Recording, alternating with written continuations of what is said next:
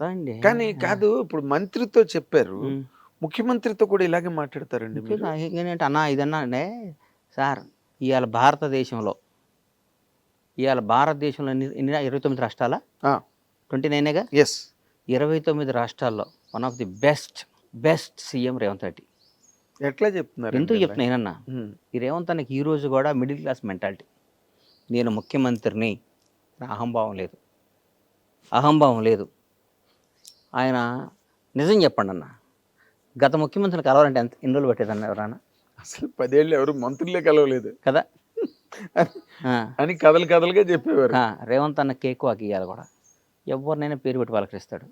రేవంత్ రెడ్డి గారికి ఉన్న బ్యూటీ ఏంటంటే వాళ్ళ ఫ్యామిలీ మిస్సెస్ కానీ వాళ్ళ బ్రదర్స్ బయట అనుకుంటారు దోచుకు తింటున్నారు ఊరికే. ఇప్పుడు అందరం ద్రాక్ష పండు పొలనా కదన్నా, న్యాయం చరిత్రే చెప్పారు కదన్నా, చరిత్రలోనే ఉంది కదా, అందరం ద్రాక్ష పండు పొలనా, ఆడు మంచివాడు కాదు.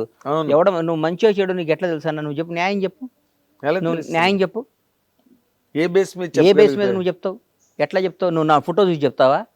బండ్లా గణేష్ అన్నాడు నీకు పరిచయం లేదు, బండ్లా గణేష్ అన్నాడు నీకు తెలియదు, బండ్లా గణేష్ అన్నాడు ఎవడో గురించో ఎక్కడో విన్నావు. నాకు బండ్లా గణేష్ మీద మంచి అభిప్రాయం లేదండి. వాడికో, వాడి తాతకో, వాడి జేజమ్మకో, వాడి అమ్మకో, వాడి అక్కకో, వాడి భార్య పిల్లకో ఒక 10 పైసలు అన్యాయం చేసినట్టు కానీ, 10 పైసలు వాడికి నష్టం చేసినట్టు కానీ, ఒక చిన్న వాడి దగ్గర ఒక మంచినీళ్ళు తాగినట్టు కానీ నిరూపించు, వాడితో మాట్లాడినట్టు కానీ. నేను చెప్తున్నా ఉదాహరణ, మన ఊరికి తెలియకుండా పేపర్లో చూసి అభిప్రాయం చెప్పడం ఈజీ అన్న. పెట్టుబడే ఉంది. ఆయన నాగేంద్ర కుమార్ ఆడు పెద్ద ఎదవండి అంటారు. నీ గురించి నాకు తెలుసు. What are you? I know last 30 years. మాట్లాడటం ఏముందన్న? పెట్టుబడి దానికి డబ్బు పెట్టి కొనాలి కార్డు. నువ్వు పెద్ద బూత్ తిట్టాలంటే 1000 రూపాయలు పెట్టి కొనాలి. ఇంకా భయంకరమైన బూత్ తిట్టాలంటే 1,00,000 రూపాయలు పెట్టి టోకెన్ కొనాలి అని రూల్ పెట్టమను. ఎప్పుడు ఎవరిని తిట్టడు, ఒక టోకెన్ పెట్టమనన్నా. నీకు అర్థం కాలేదా? వాడిని అతి భయంకరమైన తల్లిదండ్రులు తిట్టాలంటే 1,00,000 రూపాయలు పెట్టి టోకెన్ కొనాలి, రీఛార్జ్ చేయాలి. ఫోన్ చేస్తే ఆ బూత్ వల్ల ఛార్జ్ దిగిపోద్ది, కరెంట్ మీటర్కి ఛార్జ్ చేసినట్టు చెగిపోద్ది. మనం తిట్టే బూతుల వల్ల మన బ్యాంక్ బ్యాలెన్స్ తగ్గిద్దని రూల్ పెట్టమని, కట్ అయిపోద్దని బట్టి. ఎవడన్నా తిడతాడా సార్? ఎవడన్నా పొగిడితేనే బ్యాంక్ బ్యాలెన్స్ పెరుగుతుంది, ఎవడన్నా తిట్టినా బ్యాంక్ బ్యాలెన్స్ తగ్గిపోద్ది అంటే ప్రతి ఒక్కడు. నాగేంద్ర కుమార్ గారు సాక్షాత్తు శ్రీరామచంద్రుడు వంశంలో పుట్టారండి. ఆయన నడక రాముడి కన్నా సీతాదేవిని డౌట్లో పడి మళ్ళా అరణ్యవాసం పంపించాడు సీతాదేవిని శంకించి. నాగేంద్ర కుమార్ అంతకంటే గొప్పవాడండి అంటారు. బ్యాంక్ బ్యాలెన్స్ పెరగటం కోసం ప్రపంచాన్ని శాసిస్తుంది డబ్బు అన్న. నాగేంద్ర గుర్తుపెట్టుకో, ఇవన్నీ ఊరికే టైం పాస్. నా కొడుకులు అందరూ పెట్టుబడి లేదు కాబట్టి. ఇందాక మాట మాత్రం సూపర్. నువ్వు చిన్న బూత్ తిట్టాలంటే 10,000, పెద్ద బూత్ తిట్టాలంటే 1,00,000 రూపాయలు, అందరినీ కలిపి తిట్టాలంటే 10 లక్షలు ఛార్జ్ అని పెడితే అసలు ఈ బూతులే మర్చిపోతారు. బూతులు మర్చిపోవడం కాదు అసలు, అంతా మనది ఒక అద్భుతమైన దేశం. స్వామి బాగున్నారా, మీరు ఎంత మంచివాళ్ళు అండి అని వెళ్ళి పక్కన చెక్ చేసుకుంటాడు, ఏం బ్యాలెన్స్ పెరిగిందా అని. అటు ఇన్నర్ వాయిస్ బయటకు ఎందుకు వస్తాడు? నా కొడుకులు వీళ్ళకి ఏందన్న జీవితం ఏం తెలుసు అన్న. ఒకరిని విమర్శించడం ఈజీ, చాలా ఈజీ. వాడు ఏందండి వాడు అచీవర్ అండి. కాదండి, ఇప్పుడు మీరు కాబట్టి అడగడం. ఇప్పుడు చాలా ఈ లౌక్యాలు ఇవన్నీ చాలా అందరిలోని ఉన్నాయి. అందరిలోనే ఉన్నాయి కాదు, ప్రతి ఒక్కళ్ళు ఉందే ఫస్ట్ లౌక్యం. నా మాటను ఆ లౌక్యం లేనాడే బండ్ల గణేష్. అదే అంటున్నా నేను అన్నయ్య గుర్తుపెట్టుకోనయ్యా, నా మనసుకి ఏది నచ్చితే అది మాట్లాడతా.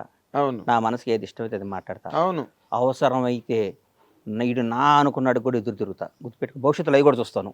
వీడు నా ప్రాణం అనుకున్నాడు కూడా గొడ్డలు ఇప్పేస్తా నాకు నచ్చకపోతే. నా ప్రాణం అనుకున్నాడు కూడా గొడ్డలు ఇప్పేస్తా నాకు నచ్చకపోతే. నా క్యారెక్టర్ అది. అంతేగాని మనసులో ఒకటి పెట్టుకొని పెట్టుకొని నా ప్రాణం పోయినా చేయను. నేను ఎట్లయినా బతుకుతా. ఏ స్థాయిలో బతుకున్నది ఎట్లయినా బతుకుతా. నాకు ఆ నమ్మకం ఉంది. ఎవరిని యాచించకుండా నేను బతికినంతకాలం బతికే శక్తి భగవంతుడు నాకు ఇచ్చాడు. ఆత్మను చంపుకోను, మనసును చంపుకోను, మెహర్బానీ కోసమో, ఒకరిని పొగడటం కోసమో, ఒకరిని అన్నా నువ్వు సూపర్ అంటం కోసం నేను బతకను. నా కోసం, నా కుటుంబం కోసం, నాకు నచ్చిన విధంగా మరి నేను లౌకిక బతుకుతా. ప్రపంచంలో ఈ వ్యవహారాలు ఈ గట్టా బొక్కలే అన్న, ఈ మీరు ఎలా బొక్కలు. నడుపుతారండి? వ్యాపారాలు చేస్తున్నారు, సినిమాలు తీయబోతున్నారు ఇవన్నీ- కదా, ఎలా కాదు అంటే డైరెక్ట్ గా వెళ్ళి ఇష్టం చేసి మాట్లాడేస్తే ఇష్టం వచ్చినట్టు నువ్వు తప్పు చేస్తే కూడా నేను పొగడమంటావా ఏంటి? నువ్వు తప్పు చేసావన్నా, నువ్వు నచ్చలేదు, నేను నిన్ను విపరీతంగా ప్రేమించానన్నా, 4-5 సార్లు ప్రేమిస్తా అన్నావు అనుకో, 5వ సారి తీసి నోట్లో పెడతా నీకు. నీకు అర్థం కదా? నేను నా ఇచ్చిన ప్రేమ నువ్వు తీసుకోవాలి. తీసుకోకపోతే నేను దూరం, తీసుకోకపోతే వదిలే, నీ దగ్గర రాను, నీ దగ్గర నేను రానన్నా, రావడానికి ఇష్టపడను.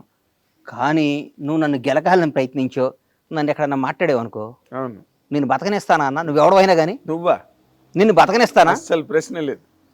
నిన్ను బతకని సంఘటనలు కూడా నాకు తెలుసు కాబట్టి నేను బతకని నేను అయ్యో నేను ఇష్టపడి గౌరవంతో ప్రేమతో ఉంటా, అంతేగాని భయపడి మాత్రం నా ప్రాణం పోయినా ఉండను ఆడ ఎవడైనా కానీ.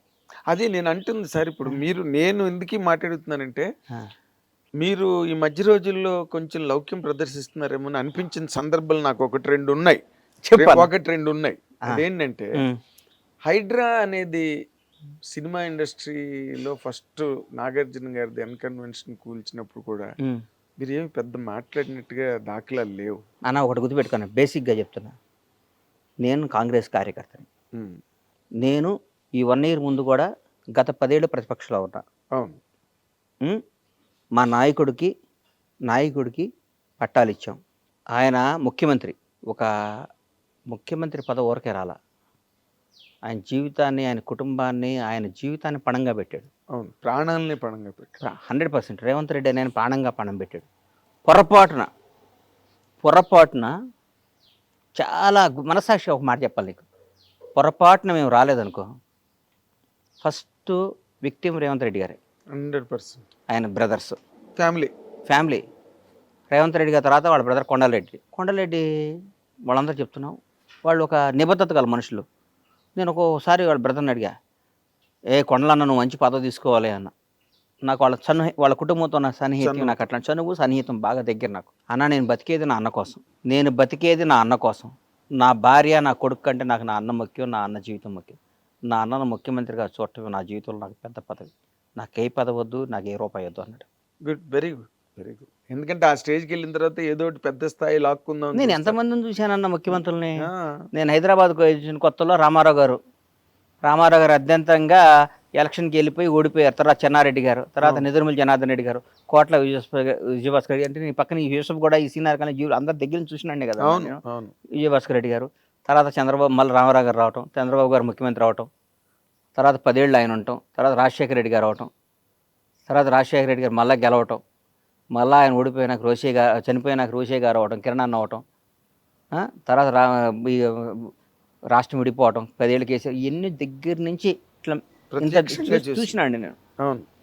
నాకు గత 10 ఏళ్ళు నేను టీఆర్ఎస్ వాళ్ళ దగ్గరికి వెళ్ళలేదు, కానీ అంతకుముందు ప్రతి మంత్రి దగ్గరకో ముఖ్యమంత్రి దగ్గరకో ఏదో విధంగా వెళ్తూ ఉండేవాడినే కదా నేను. నాకు తెలుసు కదా.